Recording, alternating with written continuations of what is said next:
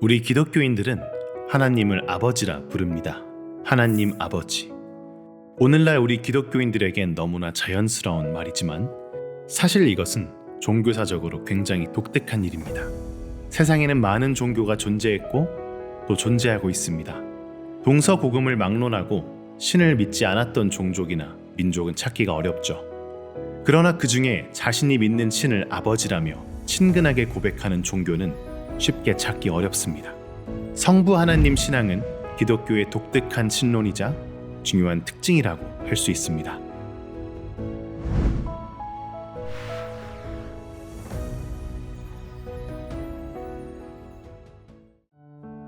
그렇다면 우리가 고백하는 이 성부 하나님은 왜 중요할까요? 크게 세 가지 이유가 있습니다. 첫째, 기독교 신앙과 신학의 모든 이야기는 그 처음부터 마지막까지 전부가 하나님으로 시작해서 하나님으로 끝나는 이야기이기 때문입니다. 성경에 수록된 이야기들은 모두 하나님과 관련된 이야기들입니다. 신구약을 통틀어 그 어떤 이야기도 하나님을 빼고는 설명할 수도 없고 아무런 의미도 없습니다. 둘째, 성부 하나님에 대한 신앙은 가장 근원적이고 궁극적인 종교적 체험이자 인간 이해를 위한 근본 토대이기 때문입니다.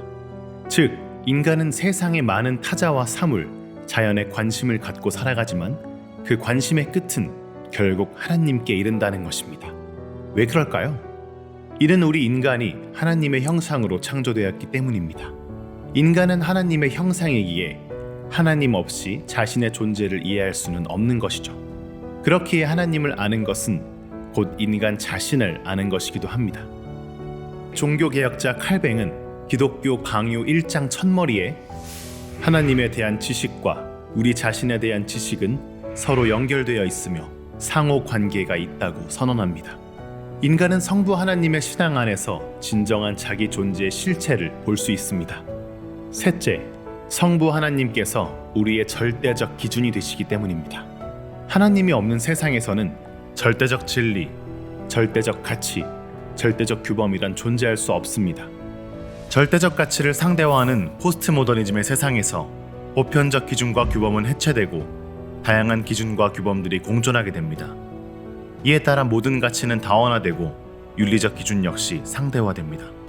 하나님이 없는 현대인은 스스로 자신이 세상의 주인공이라고 주장하지만 실상은 그 자신의 욕망의 노예일 뿐입니다.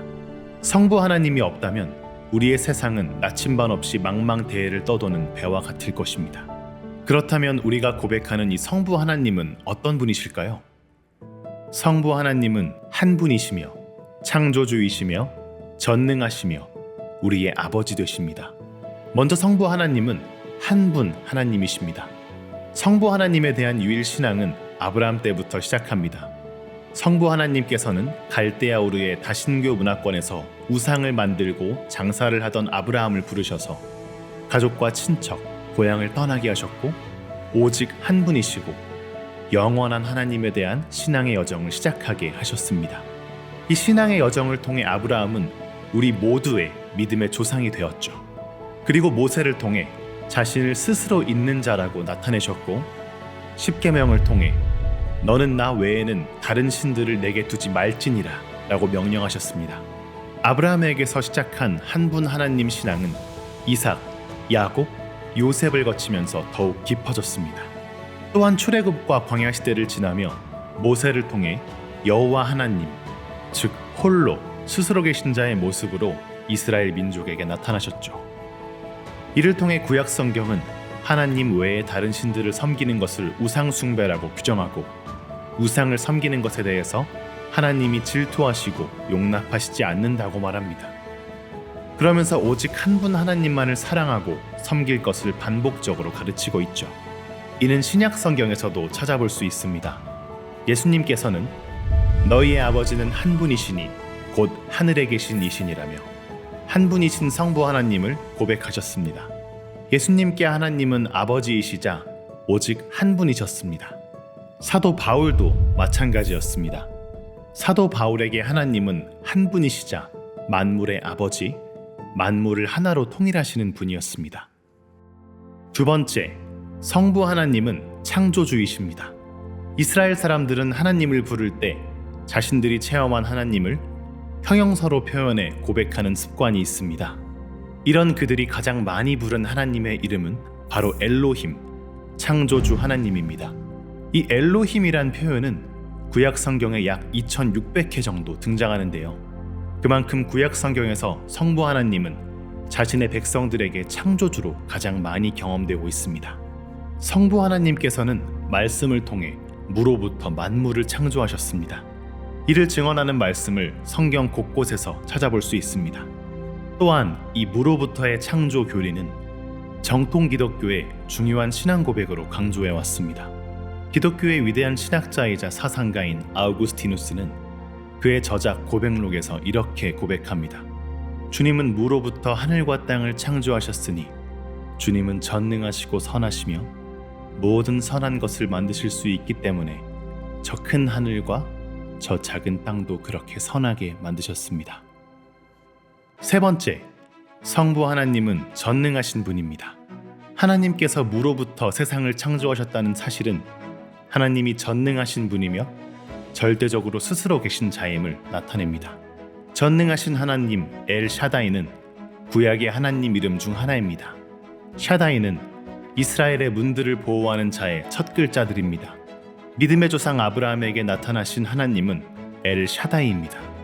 또한 이집트에서 고통받는 이스라엘 민족을 구원하신 하나님도 엘 샤다이, 전능하신 하나님이십니다. 전능하신 하나님은 성경에 쓰일 때마다 창조 세계의 주권자로서 족장들에게 창조 때부터 약속하셨던 복을 주시는 분이라는 의미와 더불어 고통 속에 있는 자를 구원하시는 하나님으로 고백됩니다. 특별히 욥기에서 고통받던 욥이 찾던 하나님이 바로 전능하신 하나님이었습니다. 그리고 욥에게 나타나신 구원의 하나님은 창조주요, 구원하시는 전능자이셨습니다. 창조주이시며 구원자이신 전능하신 하나님은 처음이자 마지막이신 분으로 장차 오실 메시아이십니다. 나는 알파와 오메가라, 이제도 있고 전에도 있었고 장차 올 자요, 전능한 자라 하시더라. 전능자이신 하나님께서는 그 권위로 이 세상을 다스리시고 사랑으로 섭리하십니다.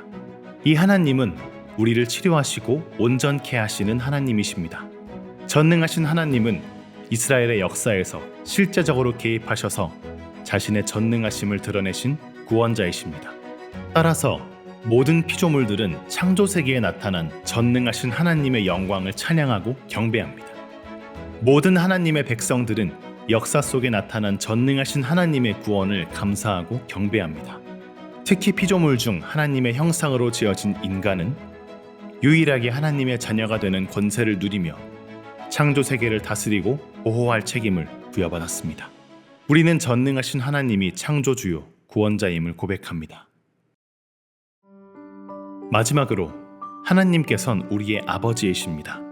아버지 하나님은 자신의 백성들을 세우시고 사랑하시고 돌보시는 분입니다. 또한 우리 인류뿐 아니라 지으신 모든 만물을 돌보시는 자비로운 분이시죠. 하나님을 아버지로 고백하도록 가르치신 분은 바로 예수님입니다.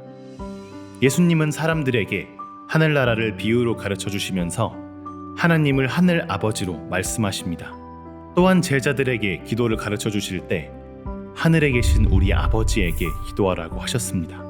예수님께서는 탕자의 비유를 통해 아버지 하나님이 무서운 심판과 처벌의 하나님이 아니라 우리에게 늘 가까이 계시고 우리를 사랑하시며 늘 함께 하시는 아버지이심을 가르치셨습니다. 또 직접 삶을 통해 본을 보이셨죠. 이 예수님의 가르침을 통해 아버지 하나님에 대한 신앙은 기독교의 핵심적인 신관이 되었고 지난 2000여 년 동안 기독교 신론의 중심이 되었습니다. 아버지 하나님, 이 성부 하나님에 대한 신앙은 우리 하나님이 인격적이고 친밀하시며 부모와 같이 우리를 돌보시는 분이시라는 것을 오늘 우리에게 말해주고 있습니다.